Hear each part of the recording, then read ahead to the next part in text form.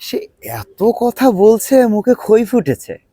এই যে খই ফোটা শব্দটা আমরা নিত্য ব্যবহার করে থাকি, কিন্তু খই ফোটার ইংরেজিটা কি? খই ফোটা খুবই সহজ।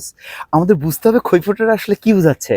আক্ষরিকভাবে খই মুড়ি কিন্তু আসলে নয়, মানে অনেক কথা বলা, অনেক বেশি বেশি করে কথা বলা, অনর্গল কথা বলে যাওয়া, সেটা খই ফোটা। তাহলে কি বলতে পারি? খই ফোটা, টু স্পিক নন স্টপ। আমরা এটাও বলতে পারি টু টক নন স্টপ। এভাবেও কিন্তু বলা যায় to talk continuously and quickly. আমরা এটাও বলতে পারি to speak continuously or quickly. র্যাপিডলিও ব্যবহার করা যায়, টু স্পিক র্যাপিডলি। এখন আর একটা চমৎকার ফ্রেজ আমরা ব্যবহার করতে পারি, শব্দ কিছু ব্যবহার করতে পারি, সেটা হচ্ছে words flow out of mouth. কি? খই ফোটা ওয়ার্ডস flow out of mouth.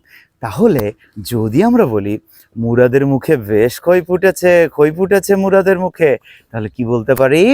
Murad speaks rapidly, Murad Tux rapidly. আমরা এটা বলতে পারি যে মুরাদ টক্স কন্টিনিউয়াসলি অ্যান্ড কুইকলি। এই ঠকের পরিবর্তে স্পিক ব্যবহার করতে পারি, ঠক ব্যবহার করতে পারি, ঠক স্পিক দুটোই আমরা ব্যবহার করতে পারি। আর যেটা আমরা বলছিলাম খুব সুন্দরভাবে স্ট্যান্ডার্ড ওয়েতে সেটা বলতে পারি যে words flow out of mouth.